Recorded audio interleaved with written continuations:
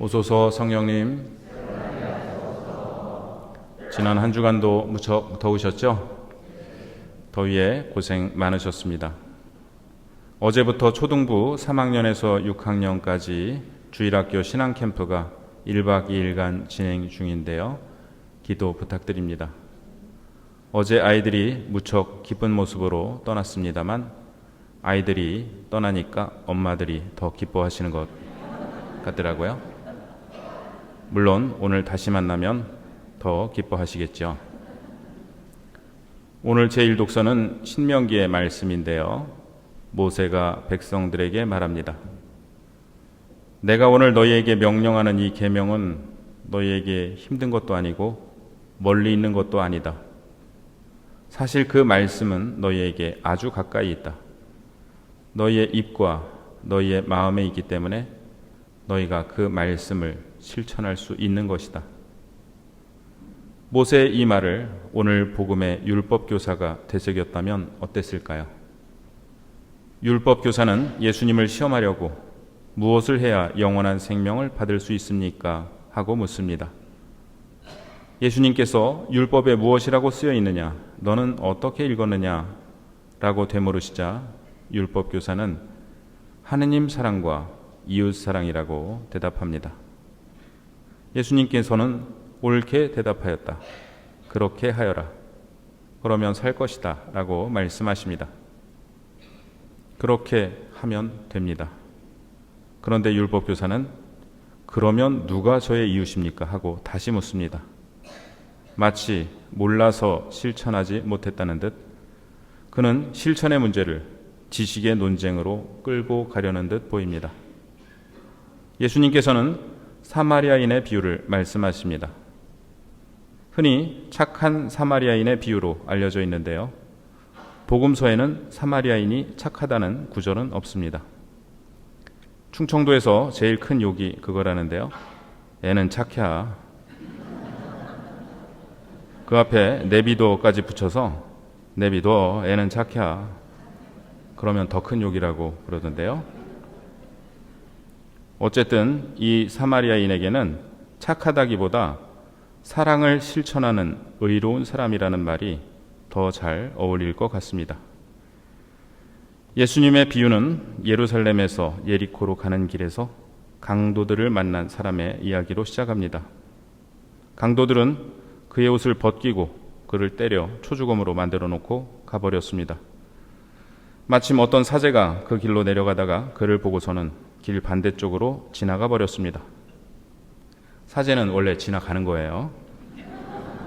지나가면서 꾸리아 단장님한테 전화해서 길거리에 사람 쓰러져 있던데 레지오 단원들 데리고 한번 가보라고 하면서 혹시 죽었는지도 모르니까 위령 회장님도 데리고 가보라고 얘기하는 거예요. 물론 그렇게 하면 안 되죠. 이어서 레위인도 마찬가지로 그를 보고서는 길 반대쪽으로 지나가 버립니다. 사제와 레위인들은 전례에 봉사하는 사람들인데 예루살렘 성전에서 제사를 지내고 돌아가는 길인지도 모릅니다. 하느님께 더 충실해야 할 사람들이 아무도 없을 때 이렇게 위선적인 행동을 한다며 예수님은 꼬집고 계신 것 같습니다. 그런데 어떤 사마리아인이 그가 있는 곳에 이르러 그를 보고서는 가엾은 마음이 들었습니다. 여기서부터 문제가 시작되는데요. 가엾은 마음이 드는 것이 문제입니다. 이 단어는 스플랑크 니조마이라는 히러버 동사를 번역한 것인데요. 상대방이 겪는 아픔이 전해져서 깊은 연민을 느끼게 되고 그것이 행동으로 이어지게 되는 마음을 뜻합니다. 성경에는 예수님께서 기적을 베푸시기 전에 보시고 가엾은 마음이 드셨다는 단어가 여러 차례 나오고 예수님께서 하신 비유 말씀에서 하느님 아버지께서는 가엾은 마음이 드시어 돌아오는 둘째 아들을 맞으러 달려나가시고 가엾은 마음이 드시어 1만 탈렌트를 빚진 종의 빚을 탕감해 주십니다. 하느님께서 우리 잘못을 용서해 주시는 것은 바로 이 마음 때문입니다. 그런데 복음서에서 하느님 아버지나 예수님이 아닌 다른 이에게 이 단어가 쓰인 경우는 단 한 번, 오늘 복음입니다. 사마리아 사람에게 든 가엾은 마음은 하나님 아버지의 마음, 예수님의 마음이었습니다. 사마리아 사람이 가엾은 마음이 들어 한 행동은 8가지입니다.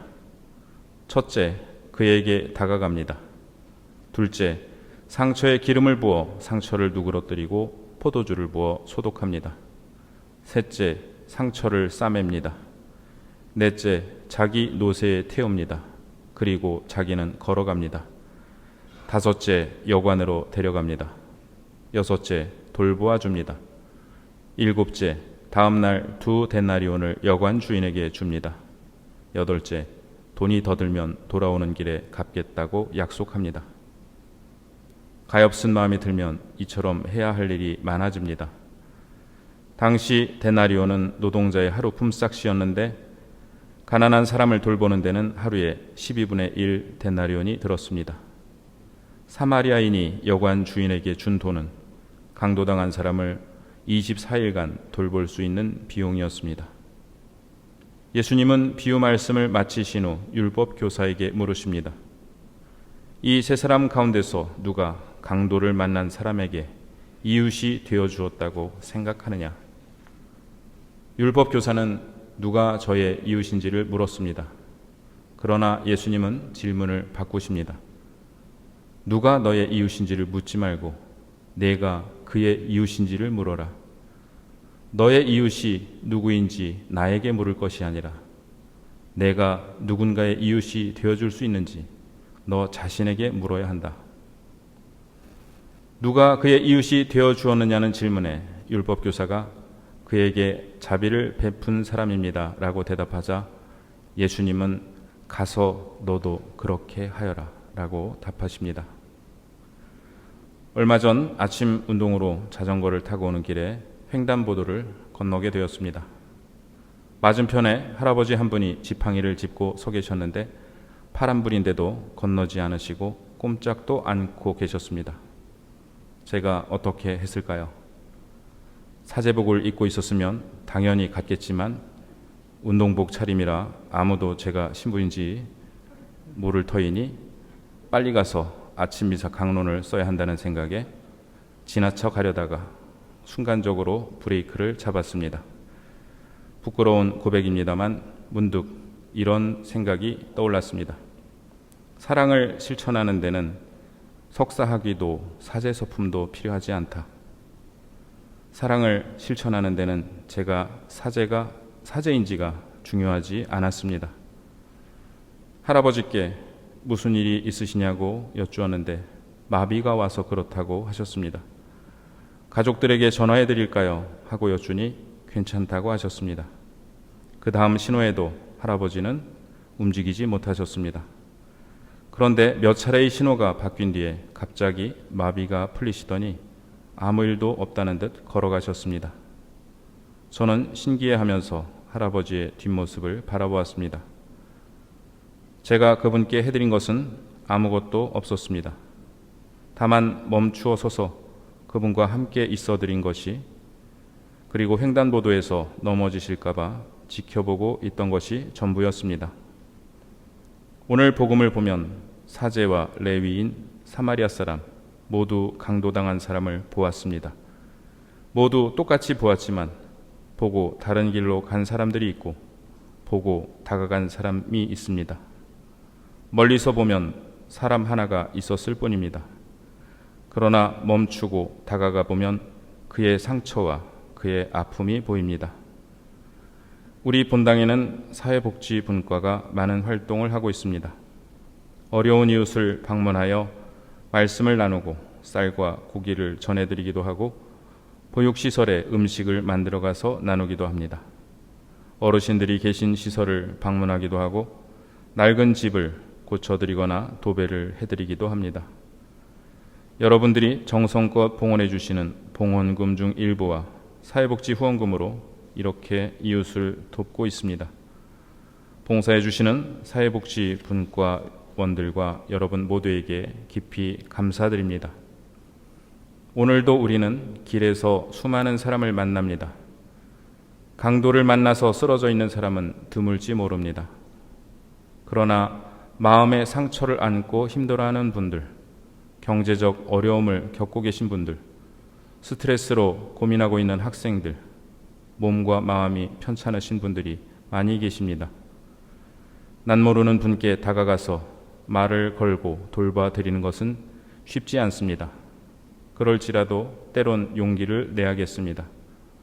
또한 난 모르는 분들뿐만 아니라 오늘도 얼굴을 마주하는 우리 가족, 우리 이웃, 우리 교우들에게 건네는 미소와 따뜻한 말 한마디가 상처를 소독해주고 싸매줄 수 있다는 것을 기억해야겠습니다. 하느님께서 그를 바라보시는 눈길로 우리 가족과 이웃을 바라보아야 하겠습니다. 나를 향한 예수님의 마음으로 멈추어 서서 그를 바라보아야 하겠습니다. 누가 저의 이웃이냐고 따지고 싶어하는 율법학자는 우리 마음 안에 살고 있습니다. 예수님께서는 내가 누구의 이웃이 되어주고 있는지를 물으십니다. 그리스도 예수님은 모든 피조물의 맞이시라고 바오로 사도는 말씀하십니다. 우리 모두는 예수님 안에서 형제 자매입니다.